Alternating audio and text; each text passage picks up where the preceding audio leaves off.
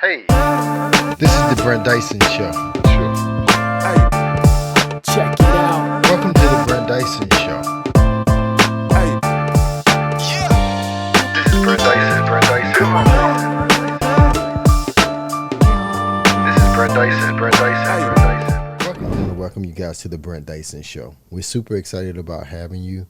We're super excited about our guest today.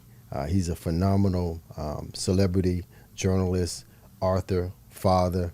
I want to welcome to the show, Mike Hill. Brent, thanks for having me, man. I love your setup. I love the show. You're my man, so I'm happy to be here hanging out with you today. Well, we go back a long ways, Alabama, man. Yeah, man. Bama. Right. Bessemer, Alabama. Bessemer. I That's know, what they right? say down Targetville, there, man. Alabama. Oh, you my know, Ooh, man. way in the woods. I just actually went down there for the first time in 9 years last week. How was that? It was promising. I'll Yeah. say that, because I actually saw some growth and I saw some things that I still want to improve. One of my big things that I want to do in my career, in my life, is to go back and give back. You know what I mean? I think once you get a platform, once you do some things in your life and you're able to accomplish something, it's important to go back to your community and help those who want to come and do better for themselves as well. So there used to be a time I would go down there and I would actually get a little depressed because I would see the mentality of certain people down there. But this time I went down there and I saw reason for optimism and growth. So, you know, that's why I'm working hard, bro. I'm going to make it happen. I'm going to go down there and build a learning center by my block that I grew up on.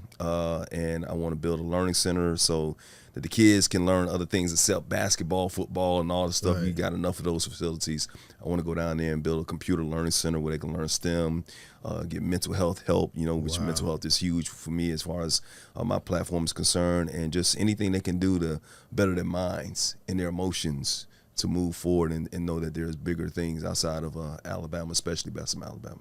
So this was a great trip for you. It was great, man. It was awesome. It was needed. I went down there for other reasons, went down there for professional purposes. They had the National Association of Black Journalists convention down there, and went down there. I always loved helping people, always good to see people down there. But since it was in Birmingham, Bessemer's only, like 15 minutes away.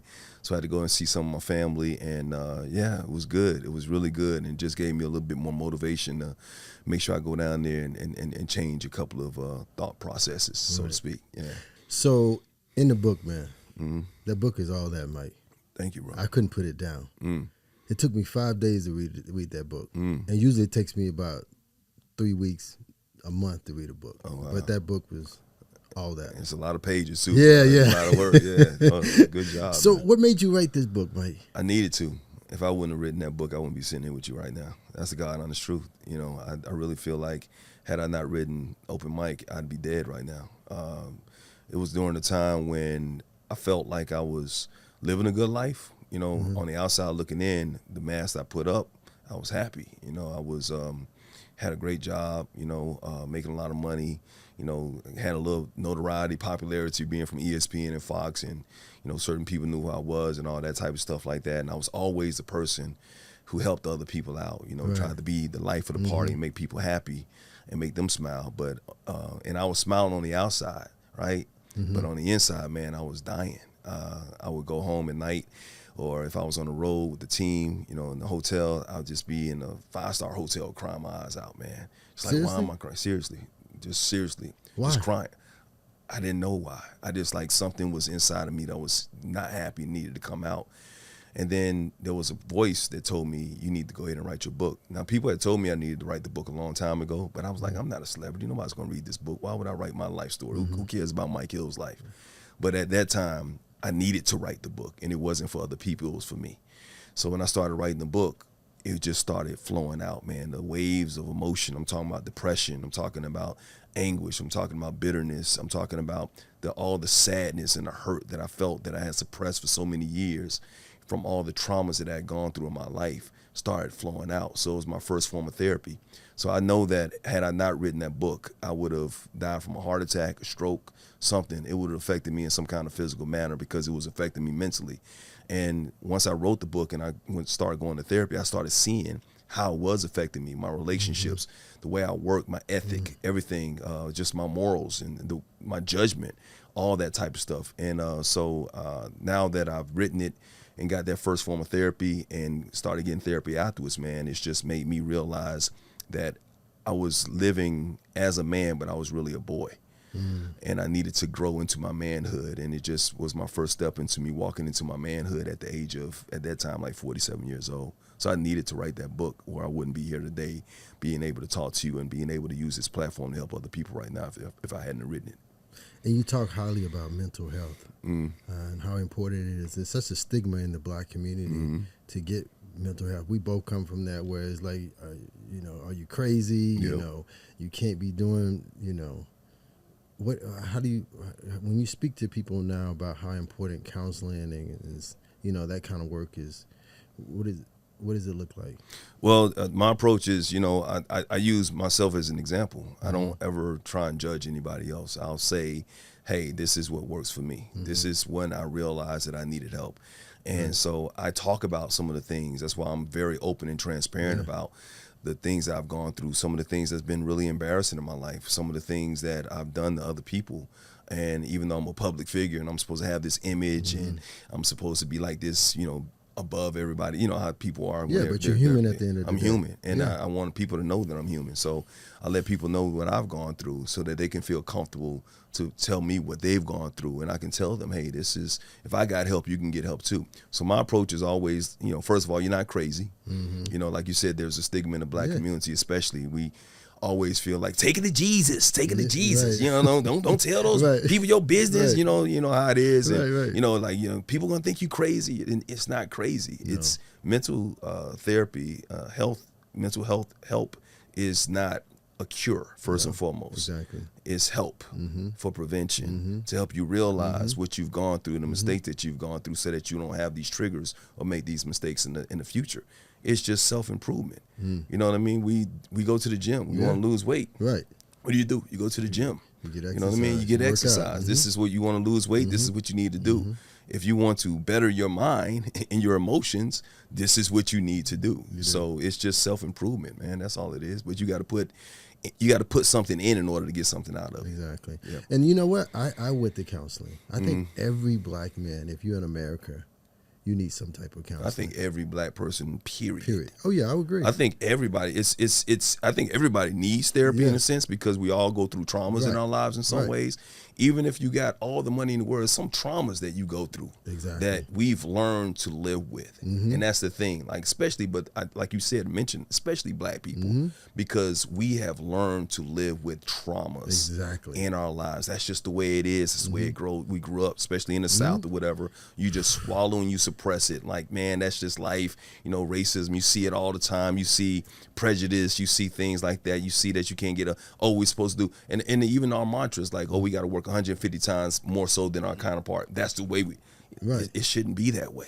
I'll tell you a story, Mike. It happened to me when I was playing college baseball. My first encounter with racism, because I didn't grow up that way. My parents didn't teach me that kind of that atmosphere. My favorite basketball player was Larry Bird at the time. I love it. Yeah. So I didn't know anything about it. Went off to college, and my first, probably second day of practice, baseball practice, I was walking in the dugout.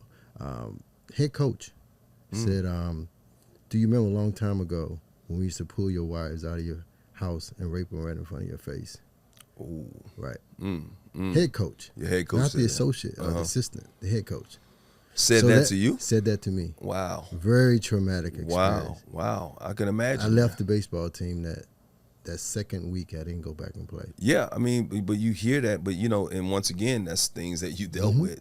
Look at, man, like because I remember you wrote in the book about an experience you had with someone that talked about racism. My first sign of racism, I didn't realize it, man. Like, it was in the book. I grew up, like, when I moved from the Bronx to Alabama. I was a little kid, and there was this lady that lived down the street. Her name was Miss Betty, right? White lady, little old white lady who loved her beer. She loved Bear Bryant, head coach. Those beer and Bear Bryant. That's all she cared. Roll Tide all day, every day. I don't care about nothing else. Bear Bryant is God to me. That's who she was, and I love my beer. And she was so sweet. I love this lady to death. I know you talk highly in the book. I will remember Betty and her mate Jack, who wasn't her husband, Jack, all day. And my mom would go to work, and Betty would take care of me. And I had no problem. I never thought about race. Felt any kind of racism, even in Alabama as a kid. And then one day I'm playing out in the yard, and I'm playing with her niece, and we're digging something, and I cut myself, and I start bleeding, and I'm like, oh. And I remember the little girl looked at me. She said, "Ugh, that's black blood." And I was like, "What's black?" I'm like, "No, it's red. What are you talking about? Is this red with black?" She's like, "Black." She's like, and then she ran in the house. Oh, he's got black blood. He's got black blood. And Betty runs out the house, and Betty looks, and she just gives me this look, and she looks at her, and she knew what it was. Betty didn't teach her that. Right. It was maybe her parents taught her that. But it didn't even dawn on me until later in life that was the first sign of like somebody calling me out for my race. And I can't sit up here and say I've experienced a lot of outward racism. I had somebody call me an N-word driving by 70 miles an hour. They knew to drive by 70 miles an hour, but you feel it throughout your life. And so when it comes to mental health, man, you know, we see images of it all the time. If you haven't gone through it, you see it. You know, if you lived through 2020, you saw the George Floyd, you saw all the stuff with Trayvon Martin back in the day and the Black Lives Matter movement and the marches and all that stuff like that, and the images of people getting shot down the streets or killed in the streets, man, that's trauma. Yeah. That we've been hearing about and talking about for many years. It's just now coming out to the forefront. But we've learned to live with it and suppress it. Even the presidential election and everything that's going on, the vision of this country, not just from a racial standpoint, but from a political standpoint. All of that is trauma that we've learned to live with. And we have to have an outlet to get rid of it, or it's going to affect you severely. Yeah. What about the Alabama brawl? What do you think about that situation? Oh my gosh, that was you know, it's funny because it's like there's a part of me that's like, okay, I can laugh with a lot of other people, but then I'm like, it's sad. It is. Because it's like we laugh at the guy throwing a hat in the air. I'm like, okay, that's all right. Then we can laugh and say, okay, everybody's got these chairs out. I'm like, okay, but that's still violence. You know what I mean? Exactly. It's still, does it make it right? And it's, you know, it could be satisfying in a sense if somebody was a racist and now you see somebody fighting back. If somebody was racist towards somebody, you see that fighting back. Okay, you get a little satisfaction out of that. Right. But it just shows that we're so divided right now in this country. And it's my mission, man. And I think it's hard as a black man who has a platform to be in this position where I am pro-black, but I'm not anti-white at all. Exactly. I am not. I love all people. Yeah. I love good, positive people. Right, exactly. Because I can hate a black person Right. just as much as I hate a Like racist white. white. Yeah, exactly. You know, I always say, just like Chris Rock, and I don't want to get too harsh, but I love black people. I hate the N-words. Right. And we know there's a difference. Right. There is a difference. There is, I can't stand them. You know what I mean? Yeah. Because I want to see us move forward as Progress. a people and progress as a people, but I also want to see all of us grow together. I want to see the good, positive, morally rich people continue to grow to make this the United States of America. Because I was also in the military. I fought for this country. Yeah. And you know, this is a great country, and it has it could be a utopia if we allow it to be. But we got to get rid of some of the bad apples out there in order to do that. So you talk in the book about an experience that you had when you were 17. I want to get into that. A young lady. I was 15. You I know 15? you're talking about, she was 17. Yeah. You talking about the first time I said I love some. Right. So that right there, and that really had an effect on my life for a long period of time, and I didn't even realize it, Brent. Seriously, man, that right there was one of the most. And women will hear this and be like, I can't. That hurt you for all those years. We go through this all the time. You got to Same understand trauma we talked about. Trauma. Yeah. We're talking about somebody hurting you. You know what I mean? Women get hurt all the time, and that's why I feel so bad for my ladies out there when they get hurt by a man. You know what I mean? Because I understand it. But as a man, we can't stand to get hurt, we can't. even as an adult. If a woman cheats on us, if a woman does something, man, it affects us so much more severely than it affects them. Now, it hurts them, don't get me wrong, but we go off on the deep end. And at 15 years old, what you were mentioning, man, the first time I ever was in love with somebody, I felt like I was in love with somebody. I was 15, she was 17. And this was, like you say, puppy love. This is like that first crush. And she was beautiful, man. I remember she was at school, everybody wanted her. I had her. I was a 10th grader. She was a 12th grader. That means I was the man, Right, bro. right. We had a football game. We in the car, we chilling and stuff like that. We went outside the football game in the parking lot. We drinking wine coolers. and it was just so beautiful, man. I think the sun or the moon was coming in just right. This is the way I remember it now. It might not have been that way, but this is the way I remember it because it felt so romantic and so nice. Right. I'm in the car and she's in her brother's car, and Luther's playing on the radio and all that stuff. It just felt so romantic, and I'm looking at her. We kissing, we grabbing, we groping, we doing all that type of stuff like that. I love this girl. I'm looking at her, and I'm like, okay, I never said this to her, but I'm gonna tell her. Yeah. And I look in her eyes, man, and I say, I love you. Oh, man, I'm telling you, when I even say it right now, I feel it. I feel it. That's the first time I ever said I love somebody, and I meant it. Like, I just poured my heart out to her. I fell. And she gave me this look like I just, excuse my expression, like I farted in her mouth or something, man. She's like, I just like, what? And then she said, let's go. And even then I'm in shock. I didn't even realize what happened. I'm like, okay, well, shoot, I guess we got to go back in the game, right? Go back to the game. She don't really say much to me, man. And then the whole weekend, I don't hear from her. And this is back in the day before we had cell phones. We trying to call somebody. You can take the phone off the hook and ding, ding. You can hear the busy sign. Like, young people are just completely lost y'all because y'all have no idea what that means. But I had a busy signal on the phone and didn't hear from her. And I'm like, what's going on? Then that Monday comes and I go to my locker. I'm still thinking that me and Jennifer, like she heard me. She just had a reaction. Maybe she needed to go to the bathroom. I don't know. She had to do something. So I get back to school on Monday, man. I remember this girl named Karen West came up to me and she said, you and so-and-so still together? And I'm like, yeah. And you know how somebody gives you a look like, I know something you don't know? Right. And she looked at me like that. And I'm like, okay. And like 30 minutes later, man, we're changing class. The bell rings, changing class, walk down the hall, and I see everybody looking at me walking down the hall by myself. They looking at me like something's coming. Right. And around the corner comes my girlfriend holding hands with another man, another boy. I didn't even realize we had broken up, man. And when I told that story, because that was the first time I fell in love, and I was also embarrassed because I didn't know we were broken up. Everybody else knew. And I felt like a fool, right? And it hurt me. And it hurt me and it affected me. And it made my mind shift. And I tell that story because it had an effect on my relationships for 30 years.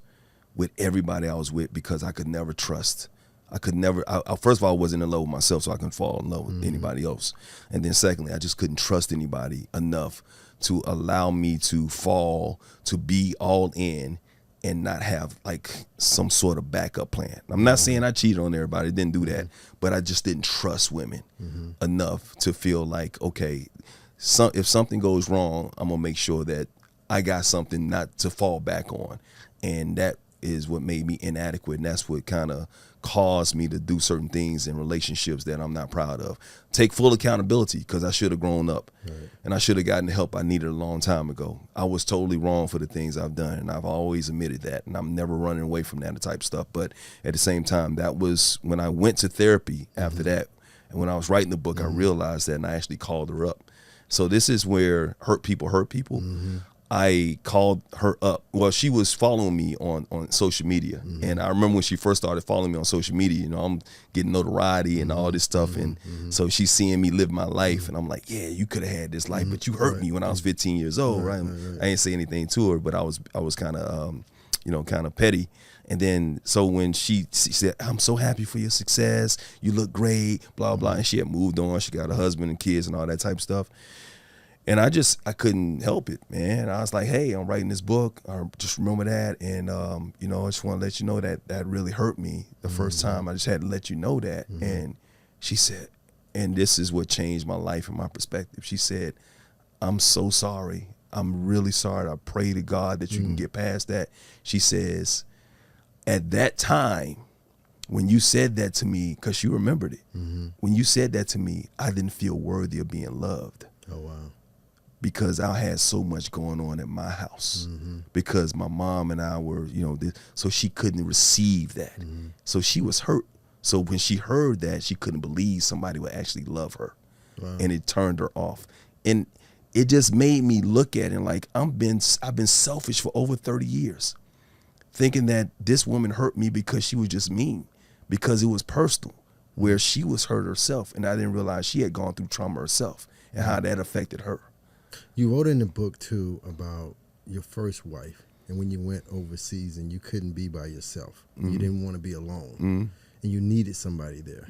Even though, were you really in love with her at that time, or you just? I was selfish? just, man, I was selfish. I was like, man, and then, like, man, I feel horrible even saying this. I've grown up a lot, but Sure like might. even then, man, it was like I was in the military.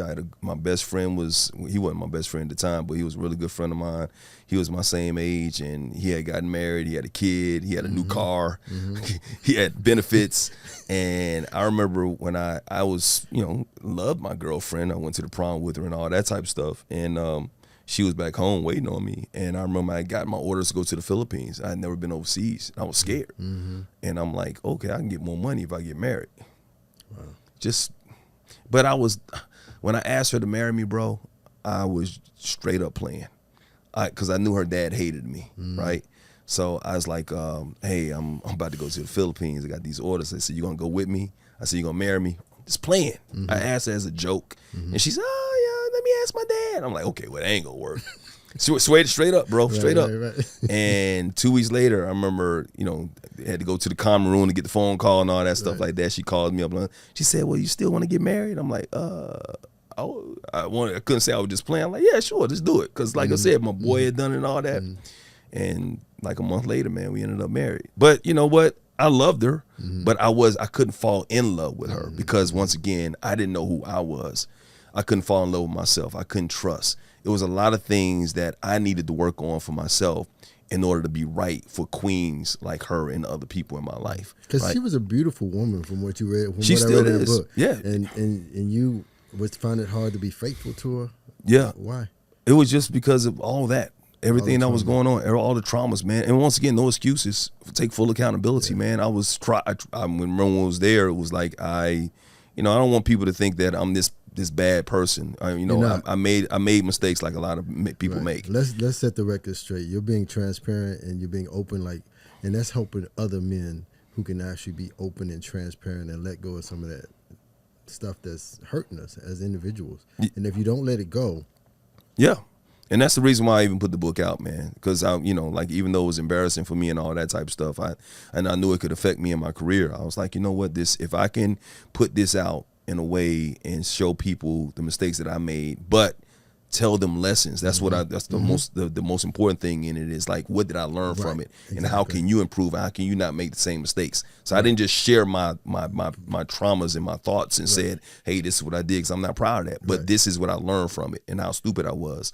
So if I can do that to make other people better, especially young black men, because we get taught a certain way, absolutely. So yeah, so with her, I just couldn't, I was tried to, and then happen, and then just access, and then people coming and just trying to stop, and then like you're young, you go through troubles, you go through problems, and then later on in life I found out anytime I felt like I was inadequate in any kind of way, something would make me upset, or I felt like I couldn't trust somebody, like if I felt like she was doing something, like I said, I would go back to my vice. I would go back to what protected me, because I feel like you're cheating on me, even if I didn't have proof, but I felt like you were. If you were flirting with somebody or whatever, I'm like, you're never gonna make a fool of me. Right. And so I would go back. Once again, no excuse, man. It's so stupid. It's so dumb even talking about it and thinking about it right now.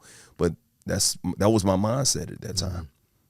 And you'd also talked about your daughter when you wasn't able to be there when she was born.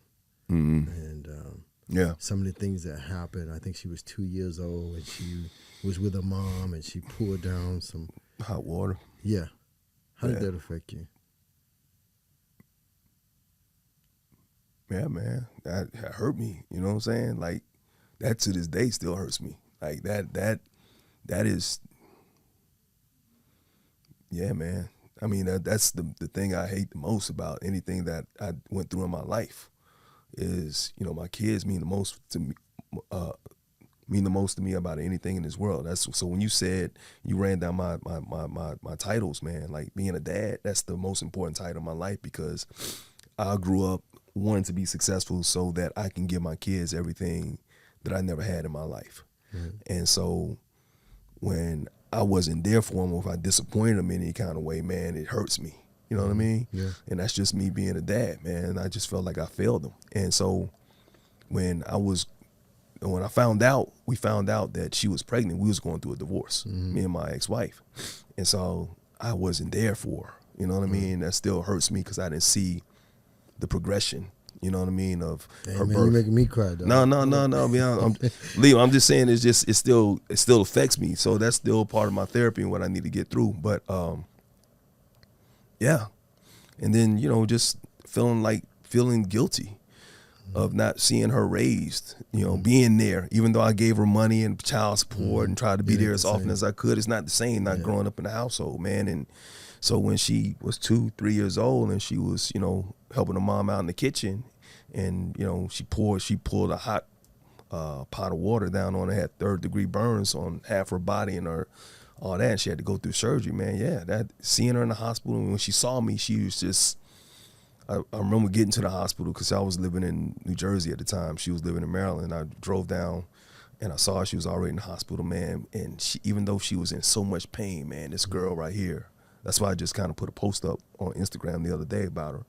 She was in so much pain, but she smiled when she saw me, man. This little 2-year-old, she said, "Hi, Daddy." And just and she's always had this strength, always had this character. I saw on Instagram. Unbelievable. Man, this girl she's amazing. She just turned 24 years old, and and she's just always been this. She's helped me. Yeah. Like my therapy. She's pushed me. Even after the book, it was like I had to be forced to do something else, to get more help. You know what I mean? And so she's been amazing. So yeah, that hurt not being there for my kids, and that's one of the reasons why, like when I had my second kid, even though I was in a marriage where I felt like, okay, this ain't working for me, and I was really unhappy.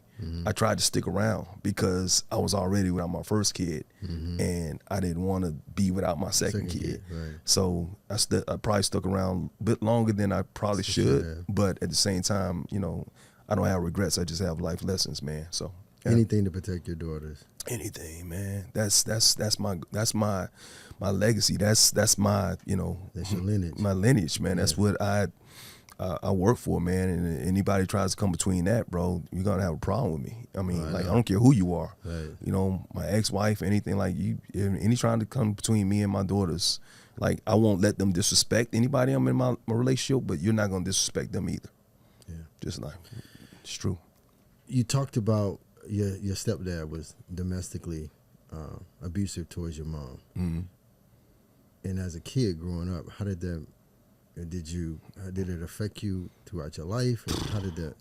Yeah, man. My first memory of my life is my mom, screaming my name. You know what I mean? That's just that's a nightmare you hear all the time, bro. It's like when I was a kid, like you don't know how traumatizing that is for a little kid to be in bed in the middle of the night and just hear your mama screaming and screaming your name, and you're 5, 6 years old, 3, 4, 5, 6 years old, whatever, screaming your name, and you are paralyzed because you're scared.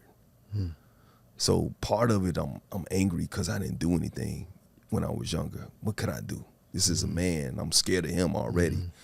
And my mom screamed my name, and just one time, she runs in the room and she gets snatched out the room. I still remember this vividly in my head, man. So yeah, I that's one of the reasons why to this day, man, I can't stand a man that puts his hands on a woman. I will intervene. I don't care who I see. I will never allow a man to put his hands on a woman. I just won't. You ran in the room one time with a So when I got older, and he tried that, I ran into the room. I had a gun in my hand, a shotgun in my hand, because when we grew up in our house, man, we had guns all over the house. Found out later that this man that was, abusive, my stepdad was a man who had his own issues, a lot of traumas in his life, right? He wasn't raised, probably don't want to disrespect my grandmother, my grandfather, but he just had some issues of his own, but he was a good man in a sense, right? Talk about that counseling that black men need as a whole. All that, and this is another reason why, because he went through something. This is probably what he saw growing up. This is how he was taught how to handle situations when it came to a woman running her mouth. My mom had a mouth, don't get me wrong, but it never. No one should ever There's no Doesn't reason justify. unless your life is in danger, Mm-hmm. you know, and then you defend yourself, but you're never aggressive towards a woman. Just won't do that. But yeah, so after a while, you hear this and the mental abuse and all that type of stuff, and you know, I saw my mom laying in the bathroom in a pool of blood. My mom still to this day drags her foot because she's got stabbed, left her for dead. I remember all this type of stuff. All this stuff is in the book. These are the things I saw growing up in my house. You know what I mean? Just throwing plates of food across the room, screaming, yelling, and all that type of stuff. I'm hearing this in my room. And then finally, you know, you get older, you get like, I'm tired of this shit. Excuse my language. I'm tired of it. Real. You know what I mean? So it's like, I just got up and got the nerve. Once again, guns all over the house. I remember I had a shotgun, my own, in my room, because, you know, hunting shotgun. Yeah, hunting shotgun. And I got it, cocked that bad boy, and they was fighting in the room. I just came in, I just pointed it toward him. And he just had this look on his face like, boy, what you doing with that gun? And my mom just started screaming at me. Like, Mike, what are you doing with that gun? Put that gun down. I'm like looking at her, I'm trying to protect you, and you protecting him. Like, I'm confused now. And she's like, put the gun down. And then so I put the gun down. Luckily I didn't shoot him, you know, but it had an effect on him because he never touched her again. Yeah. But once again, he never touched her again. He never, I guess maybe sometimes you need to see that. Right. Maybe need that. That's a trauma or some kind of thing that kicks in. Right. He never touched her again. But the mental abuse still continued. And so how it affected me was that hearing that and seeing that, man, just it had a huge effect on my life. First of all, I never, like I said, it's one of the reasons I will never put my hands on a woman ever, right? So it's a good positive effect in that way. But then also just hearing your mom scream like that and the pain that she's gone through, man, it's like, yeah, traumatically, it's something that affects you, you know, in some way, one way or the other. I don't know exactly, but it affected me, and it just scares me. If I hear a woman doing that, it triggers me. If I hear anybody being abused, a woman, like I said, it could be a stranger, it just triggers me, and it just makes me want to fight back. So yeah, that was hard. But once again, like I said, even though I've gone through all these things in my childhood, in my life or whatever, it was still up to me to find the help that I needed that was out there to fix these things so that I wouldn't affect other people. You know, now, luckily, sometimes you grow up in an abusive household and you see your dad do that to mom. You know, some men do the same thing, or boys do the same thing to their girls. Now, luckily, that wasn't the case for me, but who knows if it hadn't, I was abusing women in other ways. You know what I mean? I didn't know how to treat a woman. I never saw a man love a woman the right way. I never heard my mom and my dad being saw my mom and dad being affectionate to each other. I never heard my mom and dad just say "I love you" without somebody leaving the house, and it was almost like okay, just goodbye, like love you, goodbye. It was, and I never had my dad tell me he loved me outside of 2 times in his life. My stepdad, my biological father, was never really in my life. My stepdad told me he loved me one time when there was a commercial that came on, Church of Jesus Christ Latter-day Saints, and it was a commercial and it said, have you hugged your kid today? Right? And I remember I was in the other room and I heard the commercial, and all of a sudden, I think my mom, like, you nudged him or something like that. And he called me like, Mike, come here. You know, I love you. You know, and I love you too. You know what I'm saying? And another time was my mom was about to leave him one time, and it was like a manipulation thing, right? Because he's leaving, and then he's like, you know, your little man, old man, you know, I may never see you again. You know, I love you. You know, all that type of stuff. And I'm a kid, the kid. You know what I mean? It's manipulation. I'm like, Mom, were you leaving it? Like, still, even though the abuse is still the man that raised me is my dad, man. So, yeah, man, all that type of stuff. It's terrible. So I talk about that type of stuff.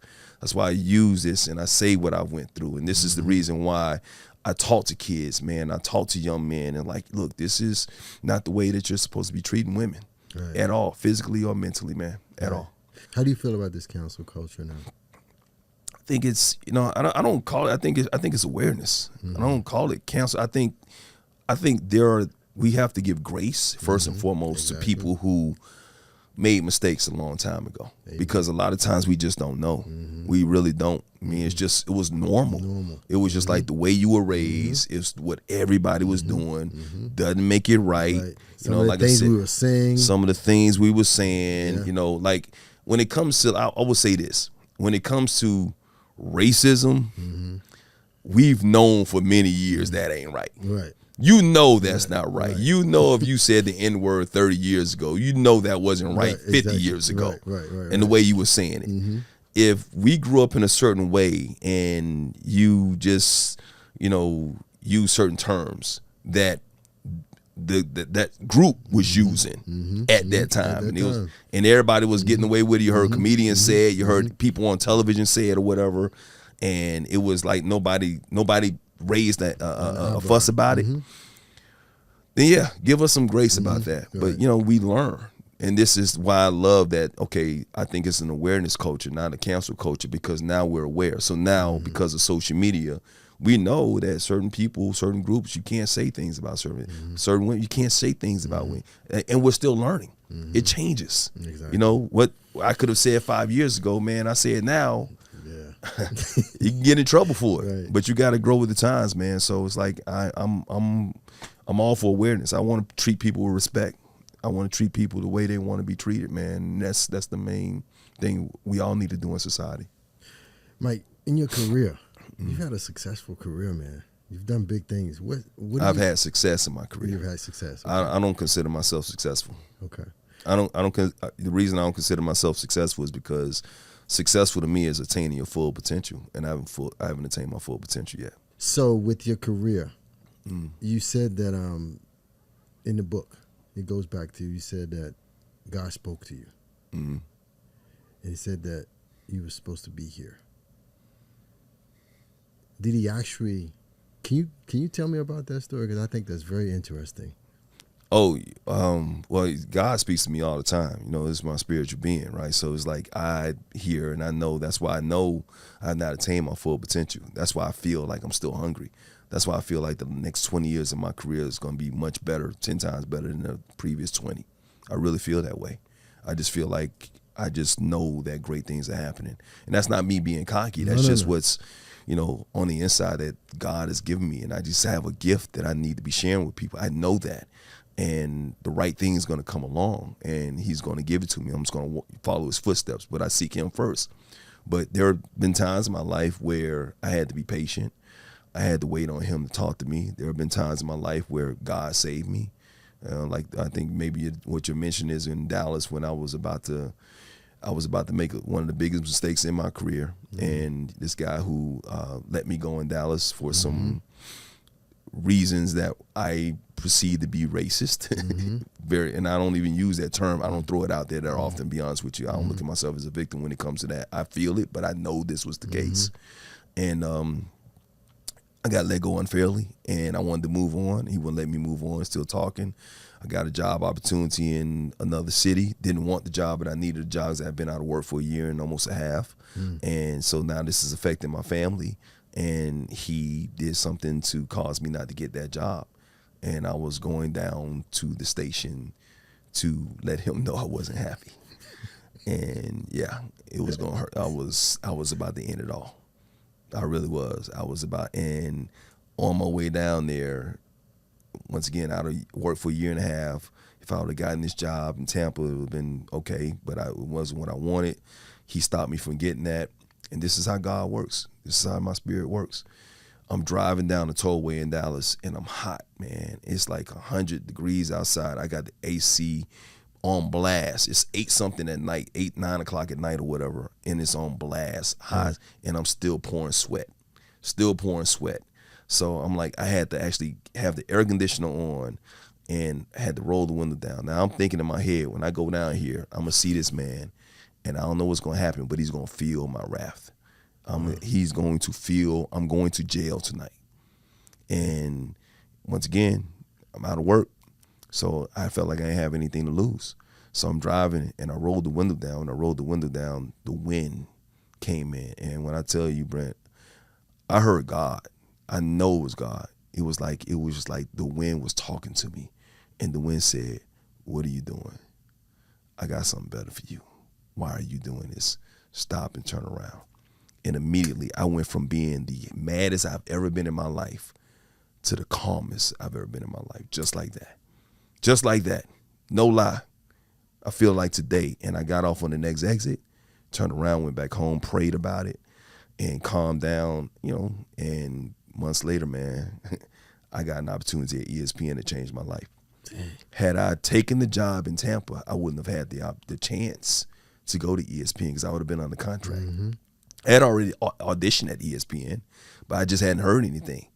So it took months for them to actually make a decision. Had I taken the job in Tampa, had he not intervened, I would not have gotten the opportunity at ESPN, which catapulted my career and catapulted my life because I was 9 years there and it gave me a resume. And the reason I'm sitting here with you today is because of my time at ESPN. That's God honest truth.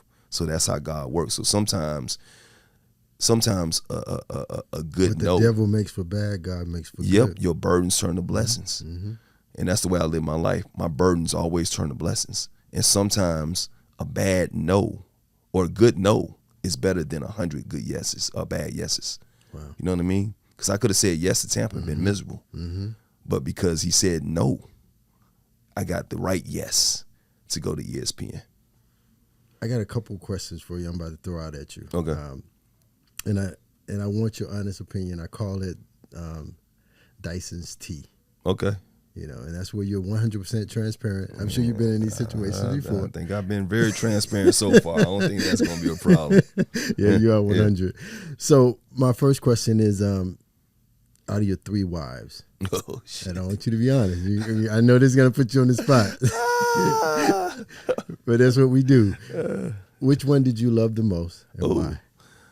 Oh, wow. Transparent. I mean, I was the only one I was in love with, and I love them all. Don't get me wrong. I got mad respect. The only one I was in love with was Cynthia, only because I became a man. I knew how to love somebody. Right. Nothing against my first 2 wives. Loved them to get death. They're still good friends of mine. But in love and treated with respect as a queen was Cynthia. And I wish I would have done the same thing for my other 2. But the love is still the same for all 3 of them. Wow, that was a question. Did you cheat on her? Cynthia, absolutely not. Absolutely So not. all these rumors and people that were saying all these things. totally Absolutely not. I mean, that's like, and I understand that, man. Once you cheated, you've always going to be labeled a cheater, and people is going to assume things like that. Absolutely not. She knows it. I mean, she's spoken about it. She knows. I mean, like, people can say what they want to and all that type of stuff like that. I'll take it. I understand that's trauma too. I can understand that people will label me as a cheater my entire life. That's cool. That's like if you're a convict, you're always going to be a convict. If you're a drug addict, you're always going to be a drug addict. And you can go back doing that. So I understand that traumas happen. And so when people have these visceral reactions and they feel like I automatically did something wrong and they come at me incorrectly or whatever, I give them grace because I know maybe they're triggered by something that happened in their lives. Maybe their dad cheated on their mom or their uncles cheated. Somebody affected their lives. So I give it grace, but absolutely not. And Cynthia will be the first one to tell you, I love Cynthia. In the beginning, I'll be honest with you, in the beginning, was there residual from when we first started dating and being inappropriate or being a flirt? Yeah, she did it too. We all did it. You know what I mean? But as far as like being engaged and married, it was just me and her, and that's it. So despite the rumors, the blogs, and all that type of stuff, man, I was being extorted for money. Nobody knows that. All that type of stuff. I've never even said that before, but that's what people don't realize. I was being extorted for somebody that I dealt with years ago about something and said, if you don't give me $30,000, then I'm gonna do this. I'm gonna put, and then, but see the thing, that's the problem. Did you believe them? I didn't believe them at the time. I didn't give them money. I didn't believe them, but I'm like, that's the problem with blogs. That's the problem with journalism today. It's not like people don't vet this. So people can just throw out a rumor and throw out an accusation and people are going to believe it. And people are going to pick it up. And they're going to run with it. How did that feel being extorted? It was terrible. You know what I mean? Like you see this and like, and then you go and they're like, okay, go ahead. And you just like try and play it off. Like, say what you got to say. I don't give a damn. She knows. She knows who I am or whatever, but I didn't bring it up to her only because I didn't want all this, bring drama to her. I just try not to bring drama to people. Well, this is God honest truth, man. So it was like, wow, that's what we're doing. That's what we're doing. And then later then that comes out and stuff like that. I'm like, okay, that's how it is. But anyway, it happens, man. Like you said, burdens to blessings, man. I put it in the past and I'm moving forward. Going on to Housewives of Atlanta, mentally, how did that affect you, and how did you deal with that? I realized it was her show a long time ago, and the fact that I've done television helped me to realize, to give them something, but not to give them my all. If you've seen me on that show, you've seen me turn the camera off. Right. You've seen me take my microphone off. I'm like, I'm not going to go there. I'm not getting paid. Right. This is her show. I'm here as a supporting cast. Right. So I was there to support my wife, who was my fiance, my wife, or whatnot, or my girlfriend at the time, or whatever, and because I loved her, because I wanted this her job, and she needed me to be on that show. But how it affected me was like, obviously, now. The good thing is like more people knew who I was on a different side of the entertainment spectrum. But on the flip side, it's like now instead of everything that I talked about in this book, when I wrote the book and nobody ever pulled out receipts. No one ever accused me of anything. Nobody ever came out the woodwork and said Mike was a cheater. The reason why people started knowing that I cheated in the past because I wrote my book. And I'm the one that came out there. And I wrote it in order to help other people. Not to get exposure, not to do all that type of stuff like that. I wanted to help other people. That's God honest truth. But despite the abuse, despite finding out my father was a hitman, despite my best friend being killed, all the traumas that I talked about, when it comes to reality shows, they look for the dirt. They look for that. They look for the sensational stuff. Oh, he cheated. And that's all. But once again, I put that out there, and I never cheated on her. But that's what people want to, so how did it affect me mentally in the beginning? It was tough because, and not because of me being called a cheater, but because of the credibility factor of me trying to help people. But if you're going to just continue to harp on that part of it, you're not getting the other part, because how are you looking at me? And will I take advice from this guy who did that or whatever? Somebody, is he really resentful or remorseful? You know what I mean? To try and change his ways. So yeah, it pissed me off a little bit in the beginning, but slowly but surely I'm moving past that and I'm moving on, and I'm like, okay, let people think what they want to, man. I don't care. At the end of the day, my conscience is clear, and God got me, bro. I'm serious. That's it. To be honest, Mike, would you ever get married again? After the first couple of times, I said never. I told my friends that if I ever said I was getting married again, to go ahead and just put one between my temple right here, because I got cloned and it ain't me. You know what I mean? Right. But I learned not to say never. Right. I learned to just like, if it happens, I know I'll be ready. I know the thing is, the last two marriages actually kind of got right. You know what I mean? I did what I was supposed to do. You know what I mean? I did my thing. You know what I mean? I'm not putting the blame on anybody else, but I know I can be married and be faithful and be happy. But I'm never going to be with anybody that takes away from my joy. Right. I'm never. So if I find I'm not looking, but if the right person is in my life at that time and it happens, so be it, man. At least I try. Right. There's no limit on how many times you can get married. I just don't want to get divorced again. That's it. What's next for Mike Hill?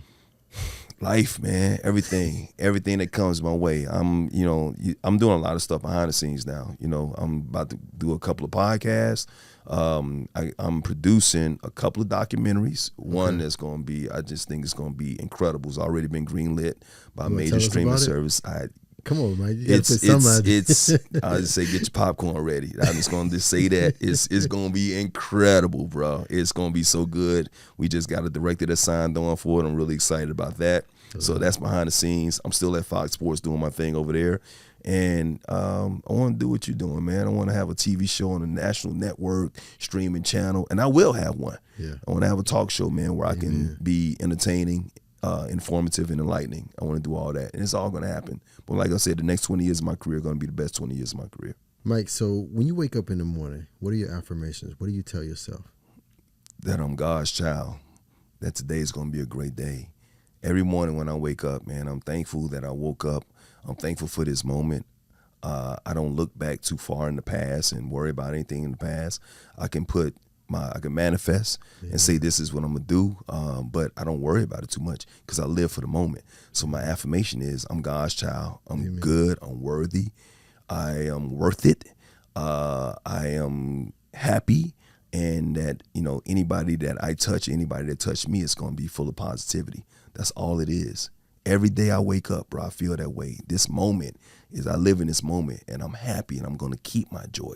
And I'm never going to allow anybody to steal that joy from me, ever. Non-negotiable. Non-negotiable. It's my choice. I realized a long time ago, my happiness is my choice. My happiness is my responsibility, right? Nobody else can give me happiness. I can't give you happiness. You can't give me happiness. My loved ones can't give me happiness. I got to give it to myself. So I'm full. I'm happy. I'm whole.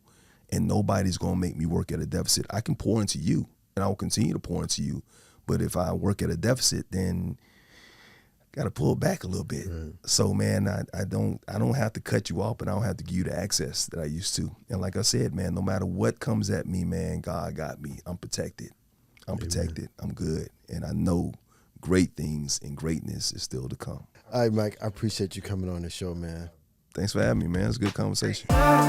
This is the Brent Dyson Show. Hey, check it out.